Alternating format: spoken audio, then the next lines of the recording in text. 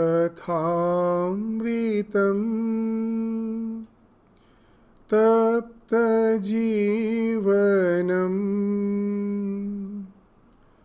कविभिरीरितं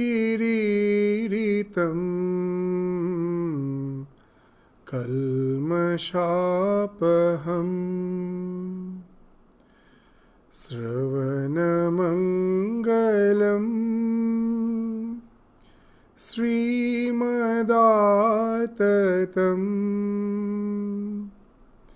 भुवि गृह्णन्ति ये भूरिदा जना.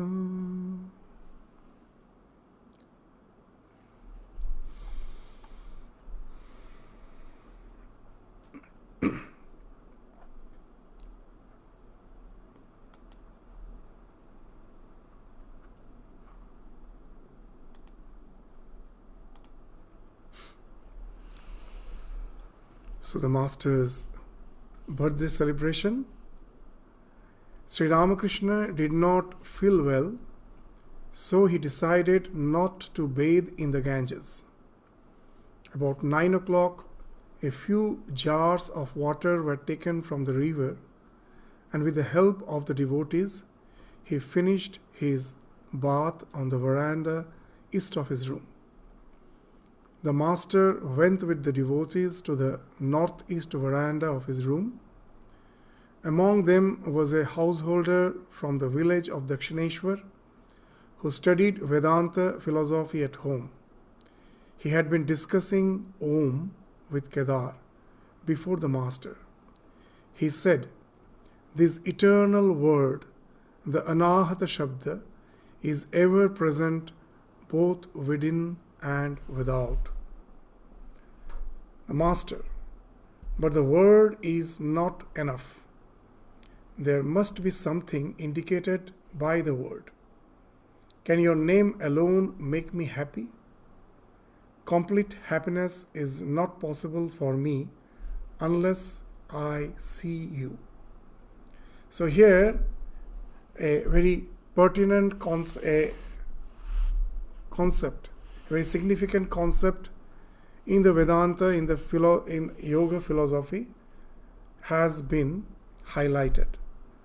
That someone who was discussing, who came to the Master, what he said, that this eternal word, the Anahata Shabda, is ever present both within and without. So he was indicating that Om is the ultimate reality, which is the sound.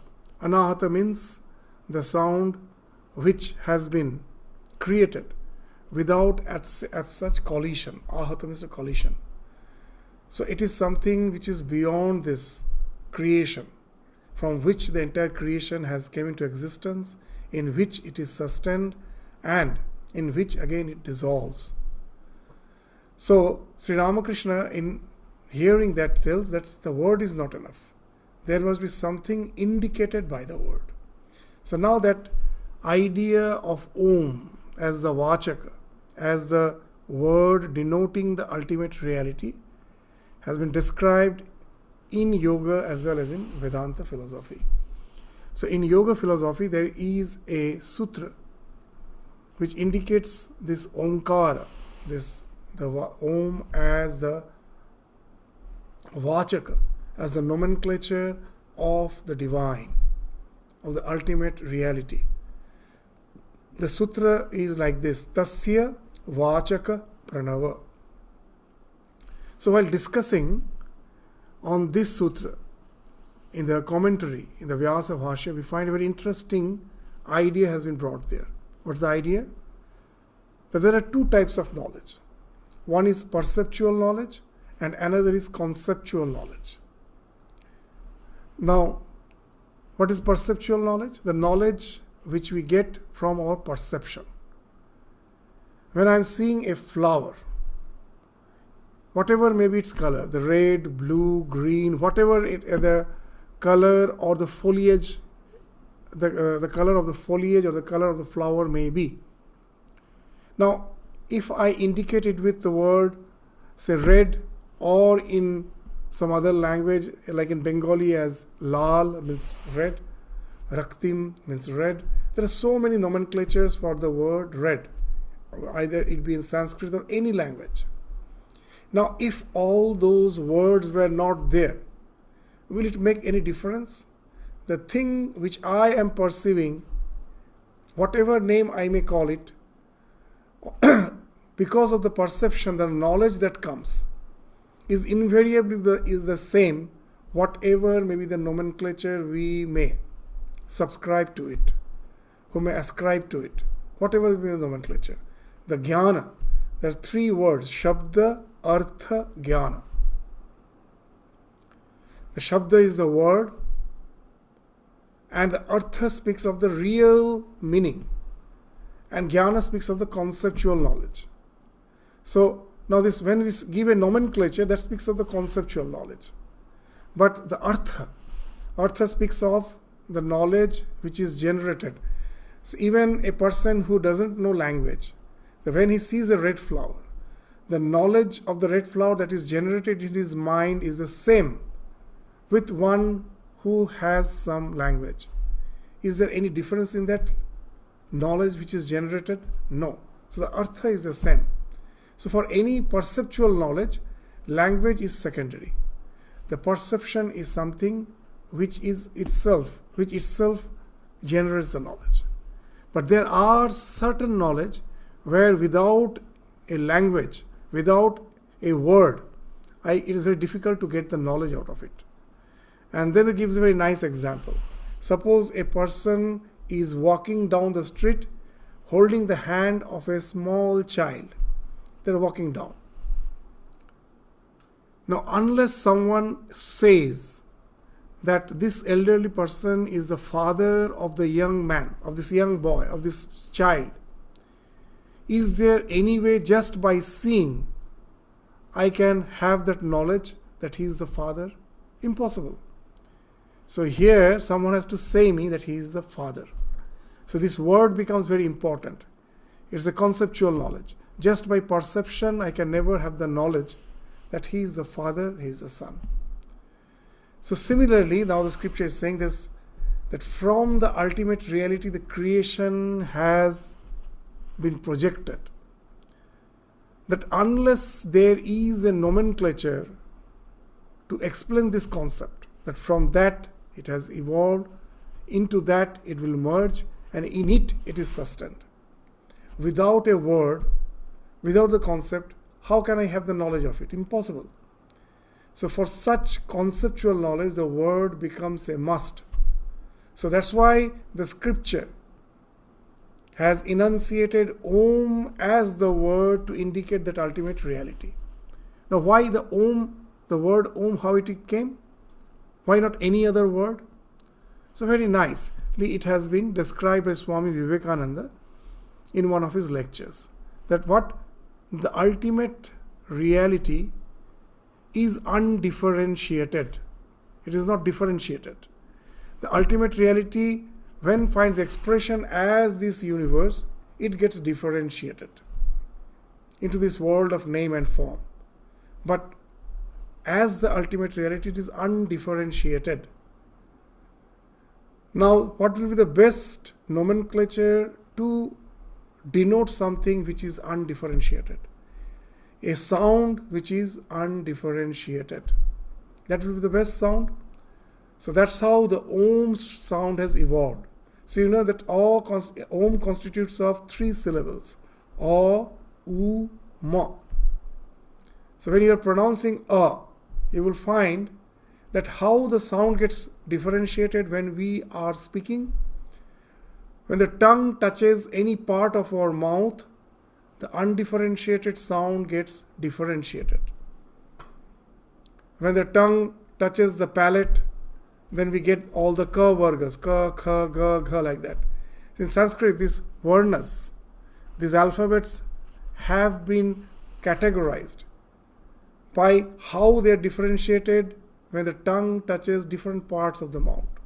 The ka varga, ka, kha, ga, gha, all this you will find that the middle of your tongue is touching the palate. cha, cha, ja, ja, where you find again the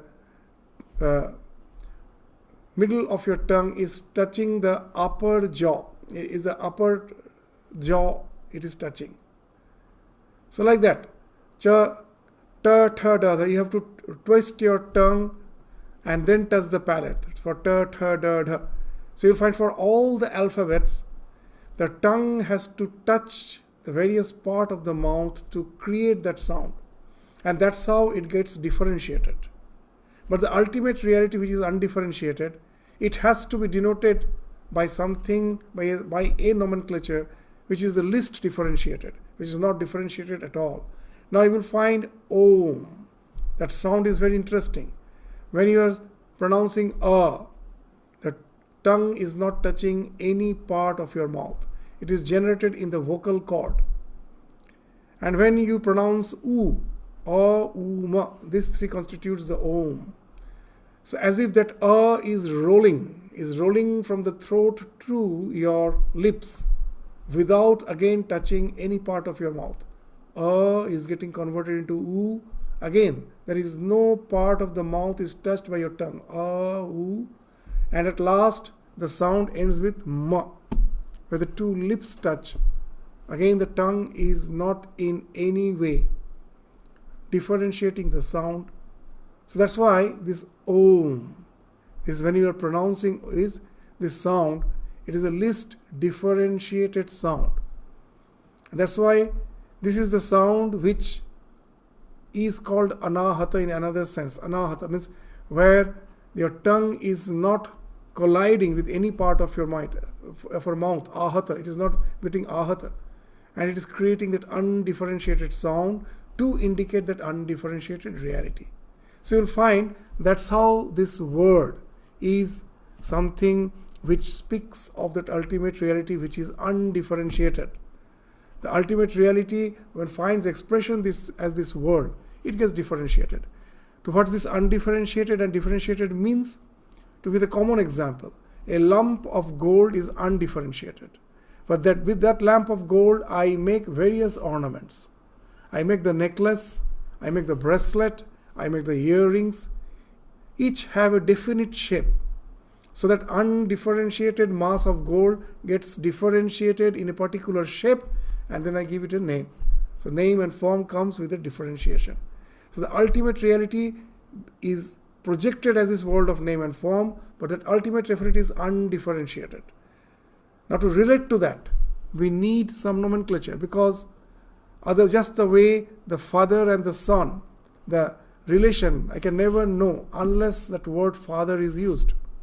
Similarly here, for the God who is the creator, the preserver, the one in whom the entire creation at last merges, how to indicate that reality? We need some word, and that's how the Om has evolved, the sound. So you will find there is a wonderful philosophy behind it. So that now you will understand what Sri Ramakrishna is saying. That just the way the word father, when I say the word father, the word itself doesn't mean anything. It helps as an indicator. That word helps as an indicator to indicate that who is the father. Without that I cannot have the knowledge. But this word helps me to use it as an indicator to indicate something. So that's what Sri Ramakrishna is saying. That you say that the eternal word is the ultimate reality, but that word should be indicating something. That word by itself, how can it be the reality? There is some conscious principle behind that word. That word represents that conscious principle. So that we should be aware of. And that's what Sri Ramakrishna is saying. But the word is not enough. There must be something indicated by the word. Can your name alone make me happy? Complete happiness is not possible for me unless I see you. So that's the idea, that the conceptual knowledge should end up in perceptual knowledge. So otherwise the concept by itself can never in any way give us that satisfaction.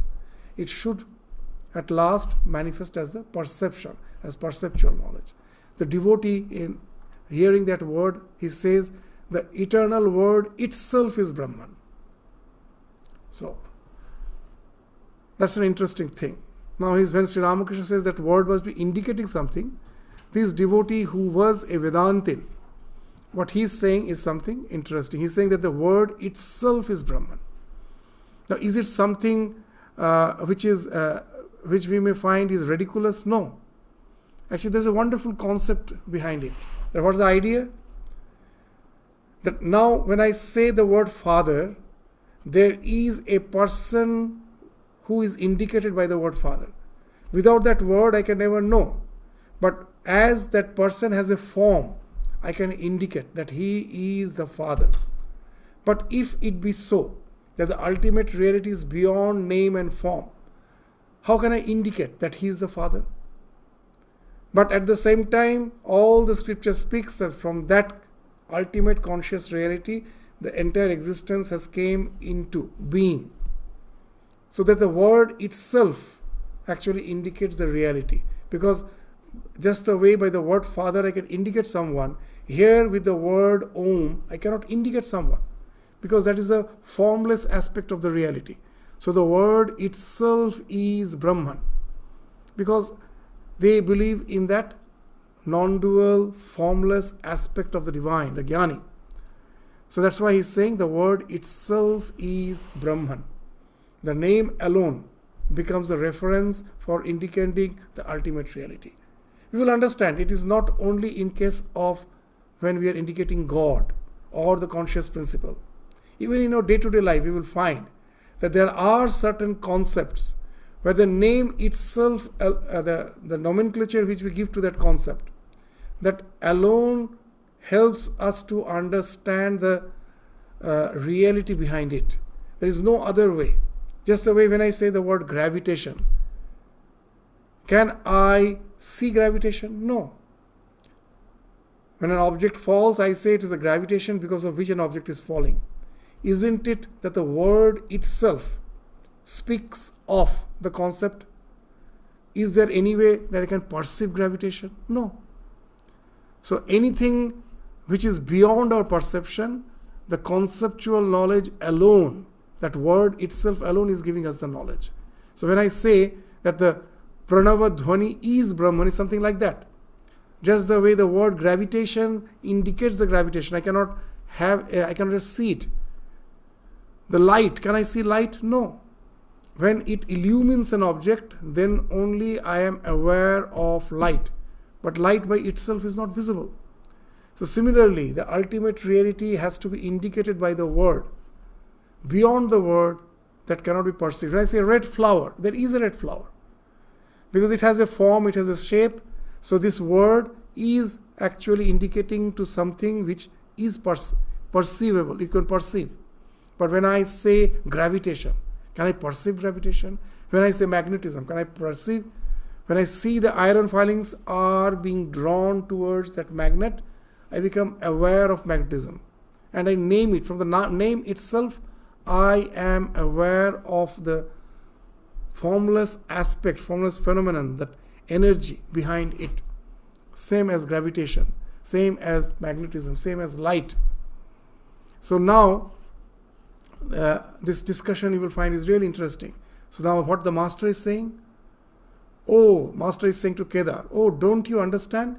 He upholds the doctrine of the rishis of olden times.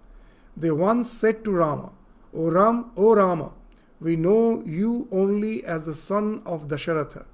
Let sages like Bharadwaja worship you as God incarnate. We want to realize Brahman, the indivisible existence, knowledge, bliss absolute. At these words, Rama smiled and went away. Let us continue with the discussion, and then again we will come to its meaning, what actually it is Sri Ramakrishna is indicating. Kedar. Now, when Sri Ramakrishna told, his is the opinion of the Jnanis, who believe in that non-dual, indivisible reality beyond all forms. So for them, name is that the thing which is being indicated. There is nothing which you can see with the help of the name beyond that. Anything which has a form, which has some attribute, that only I can perceive, which is beyond name and attribute. How can I perceive? The name itself. So that's why they are saying that Rama, when the rishis were aware of the fact that there were some rishis who used to call Rama as the God who was incarnated. But these rishis were the followers of the path of jnana, that the consciousness alone is the ultimate reality. So to relate to those words that he is the avatar, for them, they say it is not our opinion. We know you are the son of Dasharatha like any other human being, you are just a son. That the idea that you are the ultimate reality is something which is not believed by us, is not our opinion. We find Rama just smiled and went away. He never contradicted their belief system, their realization. So hearing that, Kedar thought most probably Ramakrishna is indicating that the person who told that name alone is Brahman. So that is a limited idea, limited vision, and that's why Sri Ramakrishna, instead of contradicting him, is giving this example. So as a conclusion, Kedar gives the conclusion because of his misapprehension. What he says, those rishis could not recognize Rama as an incarnation of God. They must have been fools. So hearing this, now Ramakrishna was replying, Master, seriously, please don't say such a thing. People worship God according to their tastes and temperaments. The mother cooks the same dish differently for her children, that each one may have what suits his stomach. For some she cooks the rich dish of pilau, but not all the children can digest it. For those who with weak stomachs she prepares soup, some again like fried fish or pickled fish. It depends on one's taste. So now let us try to understand with the example of light. Just as we were saying that light is not visible, but it falls on an object and illumines it, and by that, once it gets illuminated, we become aware of the fact that there is something called light. And without the word light, I can never in any way describe that which is illuminating the object. We understand that. Now, another interesting thing is that we find that it is the sun which is illuminating the earth. So the source of all light is the sun. Now, very interesting. The sun is visible, from where the light rays are traversing and falling on the earth, and the earth becomes visible. So the source of light is visible, the object on which it is falling is visible, but the light by itself is not visible. Isn't it? The source is also visible, from where the light is emanating, but the light itself is not visible. So here, this idea we understand that there must be a something like God or the Creator who is conscious, whose consciousness is the consciousness of the entire creation. That's the background. So we are one with the ultimate reality as per that our essence is concerned. That His is the consciousness with which I have derived my consciousness. So He is, I am. The common thing is the consciousness. That's been spoken of in the Vedic dictum, Tat Tvam Asi. That you are that. You are God. Now you may say it is blasphemy. How can I be God? God is all powerful. I am a limited being.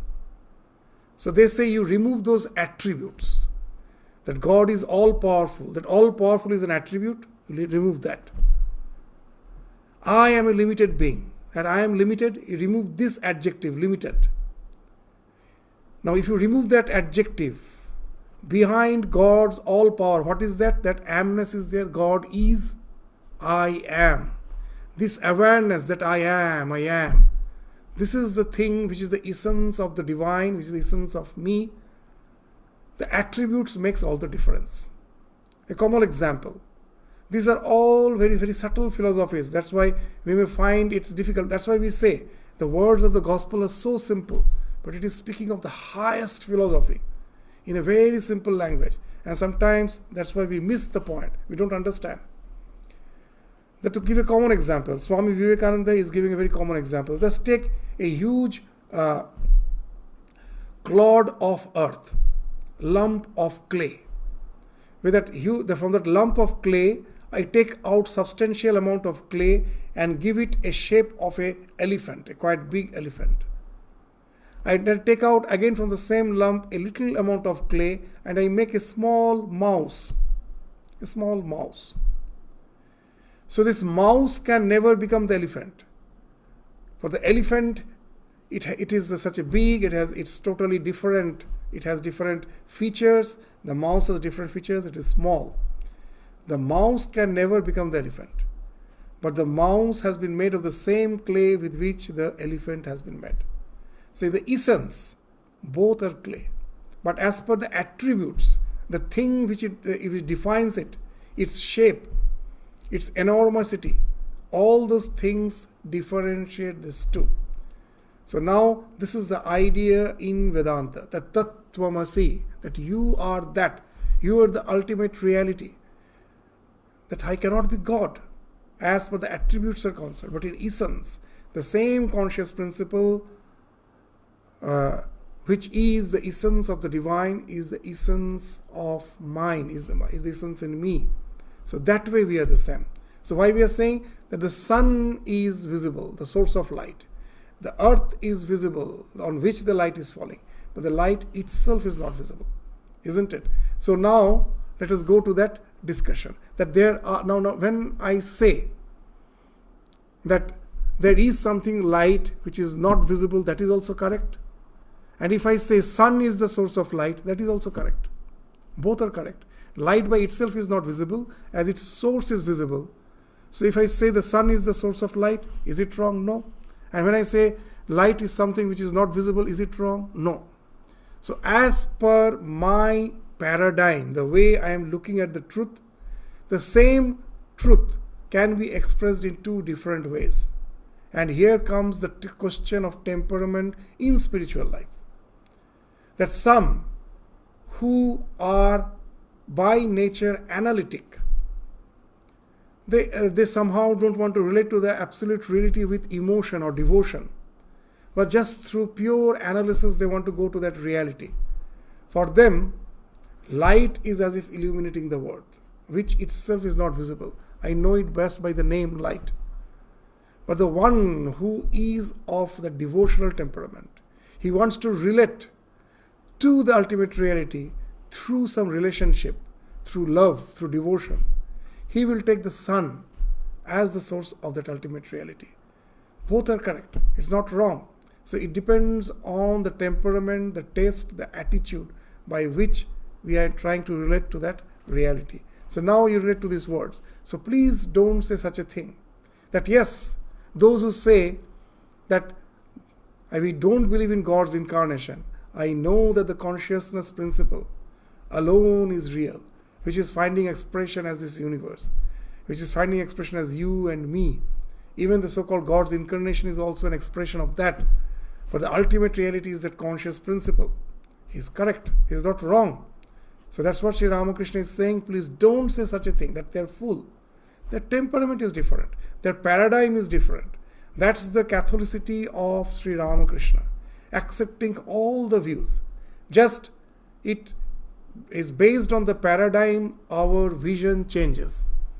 Just take any building. Any building. When you take a photo from the east, you take a photo from the west, you take a photo from the north and another photo from the south. Will the pictures be same? No. But is it the picture of the same building? Yes. So that's what is meant by paradigm. The angle of vision from which you are seeing. With that, the same reality appears as varied, though it's the same. So that's why in Sanskrit we generally roughly translate the word darshana as philosophy. Darshana is not philosophy. The word darshana means in Sanskrit visions, to see. So all these 6 Shara Darshana, there are 6 darshanas, main category, 6. What they speak of?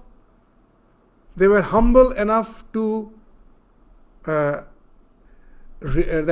realize the fact that the ultimate reality has varied dimension. I, with my limited understanding, is trying to relate to it from a particular vision, from particular angle of vision.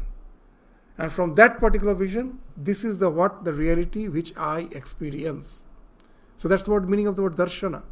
Sankhya darshan, yoga darshan, Vedanta, Uttara Mimamsa, all these, this Nyaya, Vaisheshika, these all 6 darshanas, they all are a particular angle of vision through which I am trying to relate to that ultimate reality, and that again, that angle of vision is formed as per our temperament. If you are, say, as a human being, we again have these faculties. We have the faculty of emotion, we have the faculty of rationality, we have the faculty of action, we have the faculty of focus or meditation. So these faculties is not same in all.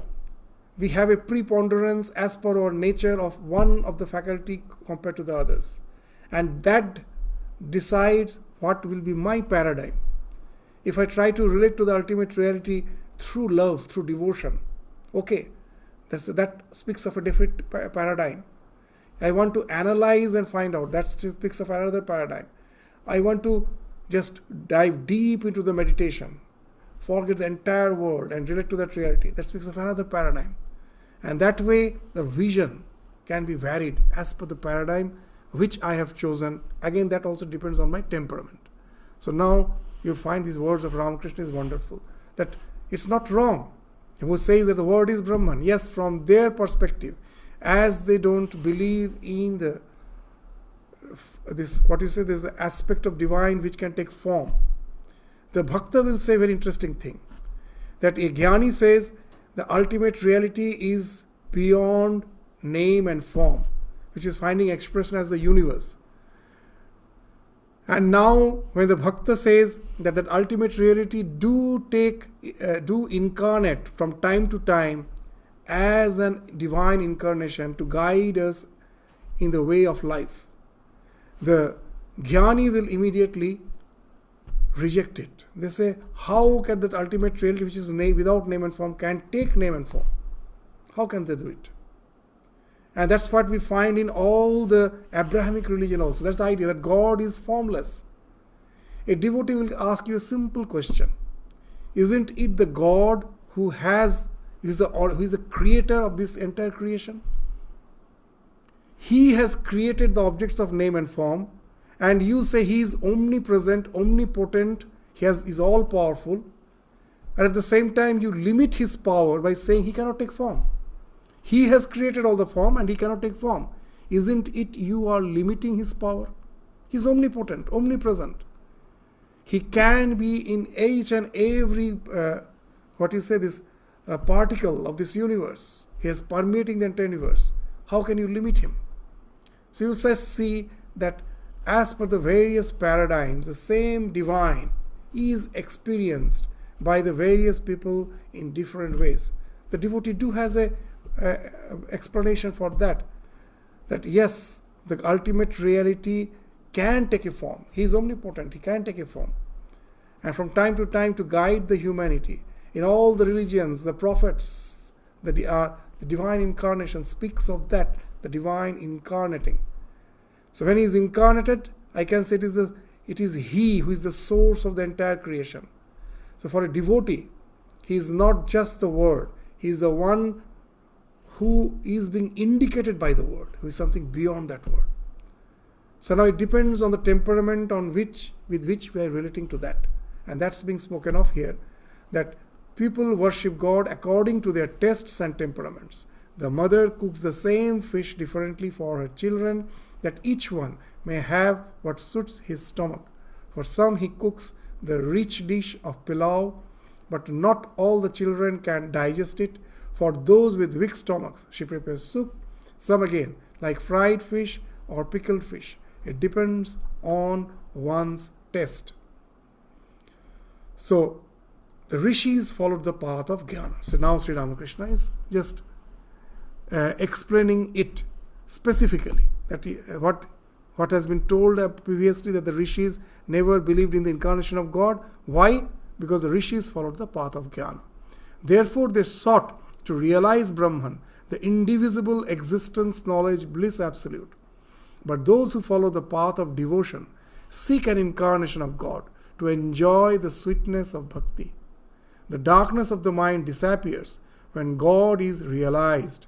In the Purana, it is said that it was as if 100 suns were shining when Rama entered the court. Why then weren't these courtiers burnt up? It was because the brilliance of Rama was not like that of a material object. As the lotus blooms when the sun rises, so the lotus of the heart of the people assembled in the court burst into blossom. Very interesting. So these words may appear to be mere emotional expression, but actually it is speaking of a very, very subtle idea. What it is speaking of? Now, when I am trying to relate that, again and again we are saying, when you are trying to relate to that absolute reality, which is not perceived, which is a matter of concept, then the language becomes just a suggestion. I cannot perceive with the help of that. Now, that's the limitation of the language. Language can really help us when we both have same perceptual knowledge. You have tasted mango, I have tasted mango. When I say mango is sweet and it has a nice flavor, you immediately understand. But the one who has not tasted the mango, even when I say it's sweet, it has a nice flavor, does it make any sense to that person? No. So that's the limitation of the language, that when we both have same perception, perceptual knowledge, same realization, then only language helps. But when this perception is not there. Now what has happened throughout the history of spirituality? A few person through their spiritual practices have went to a realization where they found that's the ultimate fulfillment you can have. And now out of compassion, unbound compassion, they realize something. They want to relate it to the humanity. That this world of senses in which you are throughout the day busy with, that can never give you the ultimate satisfaction. There is something beyond that. But again, the biggest problem is this entire world doesn't have that perception. They don't have the perception. Now to express the reality which is not the common experience of all becomes very difficult. And that's why all these ornamental language came into existence. Somehow through suggestion, they're trying to make us understand that ultimate reality through these words. It's very difficult because this totally, so that's why we'll find all this ornamentation language came into the scriptures. It's not poetic. There is a truth behind it. Let us try to understand that what's the truth which is being spoken of here. What is saying? That when Rama entered the court, now he was fully bright. He was this shining. So it is his brightness which illumined the entire court. But why all were not, he was like 1,000 sun. But why all were not burnt up?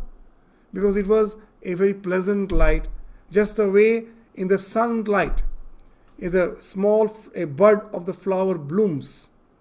So like that the heart of the devotees bloomed. So what it is actually speaking? That the ultimate reality which is as such, beyond our perception, is illuminating, is the cause of this illumination. Everything exists. The idea that I see that everything exists, this existence is because of that ultimate reality. And now, if I am a jnani, then I never want to relate with emotion or devotion. But a bhakta, a devotee, wants to relate to that emotion. So what he is saying, what he says, he sees as if that Rama or the Krishna, the ultimate divinity, is what? Is something which is illuminating the world. And after illuminating the world, it is attracting it towards him. That heart opens. When the heart opens, when you feel love. The heart blossoms means when you feel the love. What is the idea? This idea is very nicely spoken of in Vedanta. What is the idea? That the ultimate reality is one indivisible reality. The one became many. That he became many. Why he became many? Because he is of the nature of bliss, joy, full of joy. And this becoming many is the expression of his joy. How? How can you say? There's just to give an example. A small child, you will find is full of life. It's always happy. And how that happiness finds expression? You will find that constantly, if you give him some clay, with that clay, he will make something, make some nice toy, make some nice design or some toy or some shape. And then again he will break it. Again he will make something. Throughout the day, that to make and unmake, there is no purpose behind it. It is just the expression of his life. It is just the expression of that inner joy. It is making and unmaking. So this a devotee say, the entire creation is like the expression of the joy of the ultimate reality. He was one. He is the nimitta karana as well as the upadana karana. From him alone, there is no external material required. From him alone. Just the scripture gives that example. Just the way a spider, from the spider the weaves, the cobweb of the spider comes from the spider itself. A potter needs to make the pot with the help of clay. But for the spider, it makes a nice cobweb. From where it comes? From within. Yatha urna nabhi. Urna is a spider. So that's the same way. The God from within himself only, the upadana, the material has came out. It's projected this universe. He is making. He was one, he became many. One is appearing as many. Why? It's expression of his joy. And after making many, he wants to relate that further the highest expression of joy is through love. After making many, he wants to relate with this many constitutes of chit as well as achit. Something is conscious, something is not conscious. But his ultimate goal is to have a relation of love with everything that is conscious. And very interesting. Why? Because that finds in that love you find the maximum expression of joy. And that's the meaning of the word Rama. In all the Indian language, we have the word aram. In Sanskrit, a is a prefix used to encompass. But the Rama itself means from the word Rama came from the word ramate. Ramate means to enjoy.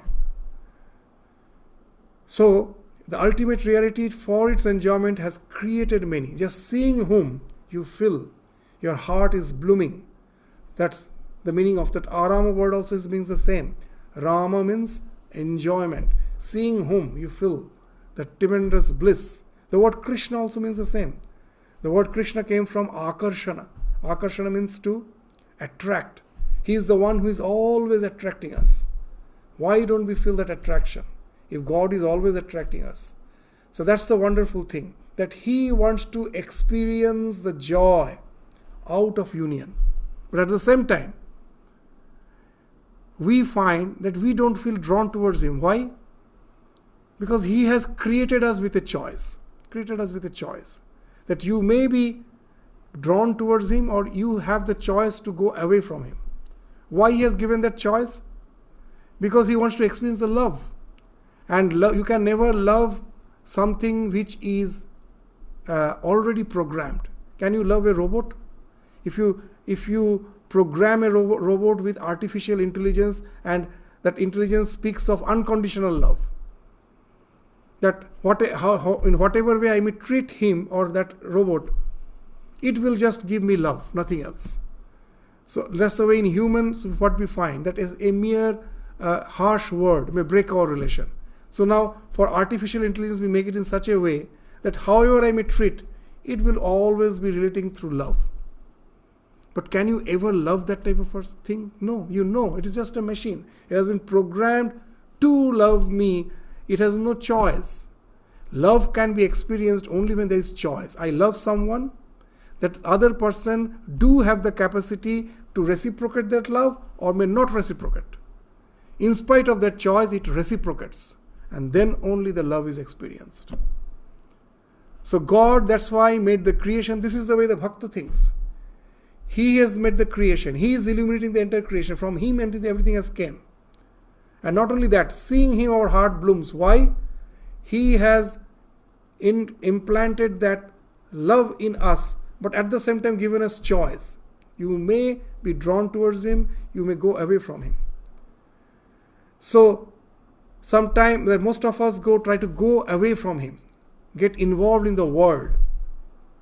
But again, God, after all, His purpose is to enjoy that love. So what He did, He created the world where I may just go towards avoiding the divine. But again, He has created this world perfectly imperfect. However you may try, you can never get any joy out of it. As Sri Ramakrishna used to say, the world is a dog's curly tail. However you may try to straighten, it never gets straightened. For thousands of years, see the human history. In so many ways we try to reform, bring development. Has anything changed? We find that things are becoming more and more complicated, complex. War, tension, everywhere. We think most probably not today, but tomorrow we will succeed. Know it for certain, we can never succeed. This world is a dog's curly tail. God has created it imperfect. Why? So that at last, when we are moving away from God, at last we become a pauper. There's a nice story in the Bible. We always say the story of the prodigal child. That God has two sons. The elder son was obedient. He was always obedient. The younger son, he wanted to be free. When he just grew a bit old, he asked for his inheritance, that give me my share. I want to live a free life.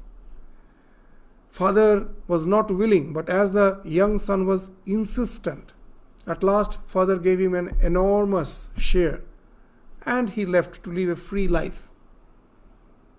And in no time, within few years, he was irresponsible. He squandered all his wealth. He became a pauper. He had nothing. And now there was no way out. He had to go back to his father. He thought, because otherwise I cannot sustain myself. I have wasted all the wealth. Whenever we think of the divine, the first expression is fear. Why fear? I have disobeyed Him. I have wasted as if His wealth. That fear. In this son also that fear factor was there. But as there is no other way, as there is no other way, in spite of fear, the child starts moving his things of going back to his father. Now the father sees the son coming back from a long distance. That rich father, seeing the son, was so elated, it is he who ran, embraced the child, brought him back home, and there was a huge celebration to celebrate the son's homecoming back. So this is the story in the Bible, wonderful story, that speaks of that God has created. After created this the entire world is illumined because of Him. And then that love He has given in our hearts, so that at last, however distracted we may be, we will turn around, finding there is no other way than to be one with Him. And God is waiting. It is He who is waiting, eternally waiting, when I turn around.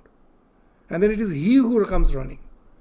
We just have to say, God, I am yours. I have no one other than you.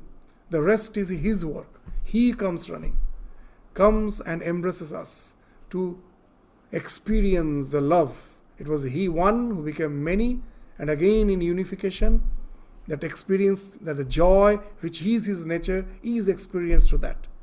That's a way by which the devotee tries to relate to the ultimate reality. So this is the idea. It's very difficult to explain to one who really have not experienced the communion with the divine by retreating from the world and diving deep into his contemplation, at last finding his communion with the divine. He has realized, and now he finds that the ultimate happiness is there. But how to express to the world? So he needs lots of allegories, because he's speaking something which is not the common experience of the mass. So the language becomes a bit ornamental. And we may think, oh, it's all poetry. It's not poetry. It is some fact for which they don't have words. There is no common language by which it can be related. And that's why you will find all these ornamental languages, which only is understood by one who has realized the truth. They immediately understand what is being told. For others, it is just an ornamental language. That we will realize here. After saying this word, we will find that immediately the master goes into samadhi. He himself is saying, but when he says, immediately he understands its inner meaning, because he is a realized soul. So the next reaction he will find, as the master uttered these words, standing before the devotees, he suddenly fell into an ecstatic mood. Because he knows what he is speaking. He has a realization. He is not speaking something beyond his realization. So those words creates a rapture in him. His mind was withdrawn from external objects. No sooner did he say, the lotus of the heart burst into blossom, than he went into deep samadhi. He stood motionless, his countenance beaming, and his lips parted in a smile. So that's the wonderful thing in Ramakrishna's life. That the words which he is speaking is not beyond his realization. He is not Nativadi. In Upanishad, they say, who is the realized soul? The one who is Nativadi. Na Ativada. Ativada means, in Sanskrit, Vada means speech. Ati means transcending the speech. Na is negation of that. That a realized soul never speaks something which is beyond his realization. As jokingly Sri Ramakrishna used to say, very nicely, that your God is just like the children's quarreling. While quarreling, they promise in the name of God. Your God is something that's like this child's God. And then he told a very interesting thing. Why? The child have heard the word God and the promising in the name of God from their father, from their mother, from the elders. When they quarrel among themselves, they sometimes, to stress that they are correct, they will always take the promise in the name of God. Ishwarer Dibbi in Bengali is saying. Very nice word he is saying. Tomader Ishwar Khuri Jethir Kodol Shune Ishwarer Dibbi Shekha. Very nice. Those who know that Bengali will find the beauty of those words. That their father, mother have never known God. They take promise in the name of God. Hearing that the child has learned the word, I promise, I haven't done this, I haven't done that.